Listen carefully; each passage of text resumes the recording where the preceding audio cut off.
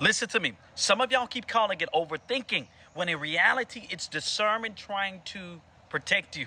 See, your spirit will catch things your emotions are still trying to negotiate with.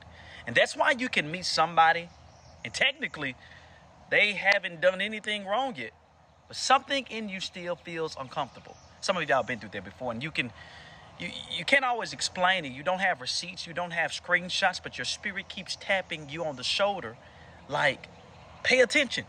And the reason many people get hurt repeatedly is because they keep trying to use logic to override discernment.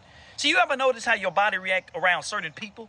Your energy shifts. You feel drained after conversations. You feel anxious around them for no reasons. Your joy disappears. Your peace gets disturbed. That's because discernment doesn't always talk loud. Sometimes it whispers through discomfort. And one thing I learned is your spirit can recognize danger before your mind fully processes it. Those facts. And that's why some people walk into a room smiling, but your spirit still won't relax around them.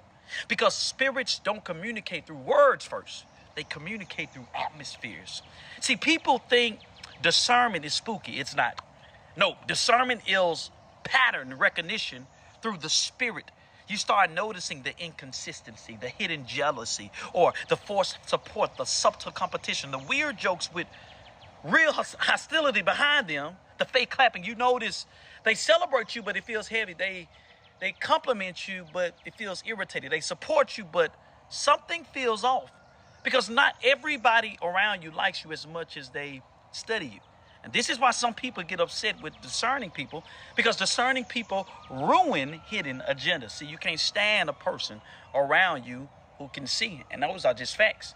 See, manipulative people love access to emotionally blind people. They love people who ignore red flags. But discerning people are harder to deceive because we pick up on shifts fast.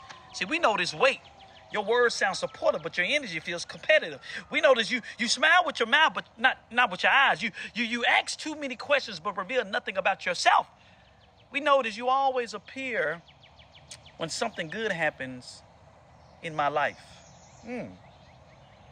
Discernment catches that. And listen carefully. Everybody that drains you is not assigned to destroy you intentionally. Some people are simply internally unstable.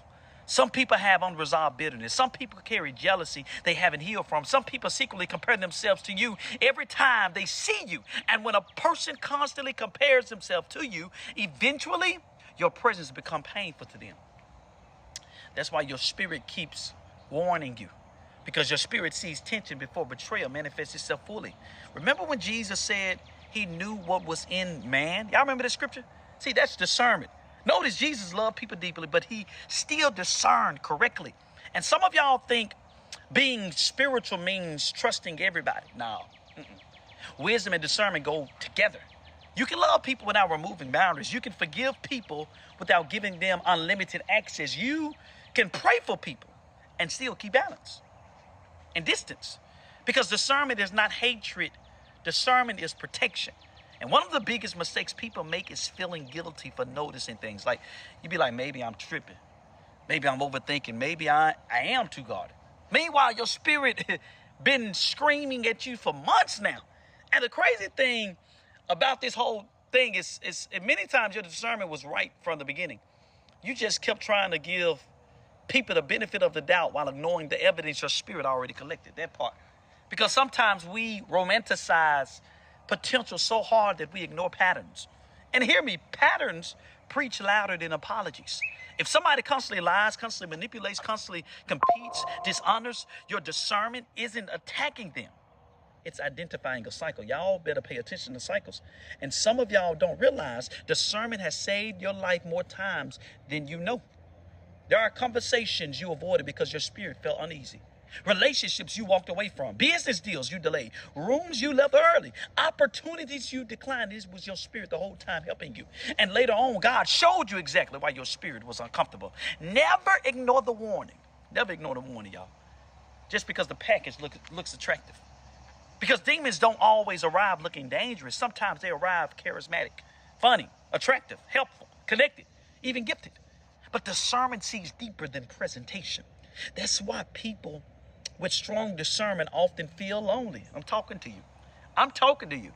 Listen to me. I could write a book about this because they can't fake connections their spirit reject. And people call you distant when really you just refuse to ignore what your spirit keeps revealing.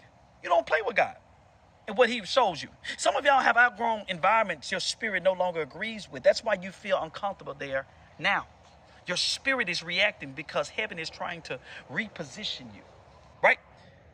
And I want to say something deep because discernment isn't just about identifying bad people. Sometimes discernment reveals who no longer has access to the version of you God is building. Because everybody can't go where God is taking you. I know you hear that a lot, right? Elevation requires separation, but some people only knew the broken you, the insecure you, the struggling you, the easily manipulated you. But once you heal, once you mature, once your confidence grows, their access starts expiring. And your spirit knows it before your emotions accept it. And that's why your spirit gets uncomfortable around certain people now. Because your future is rejecting what your past used to tolerate. So I'm saying all this to say, stop calling discernment negativity. It's not about negativity, right? It's not what this is. Stop silencing your spirit to keep people comfortable. Stop forcing connections God keeps exposing. Because one thing about discernment, it may not always explain itself immediately, but eventually it proves itself correct every single time.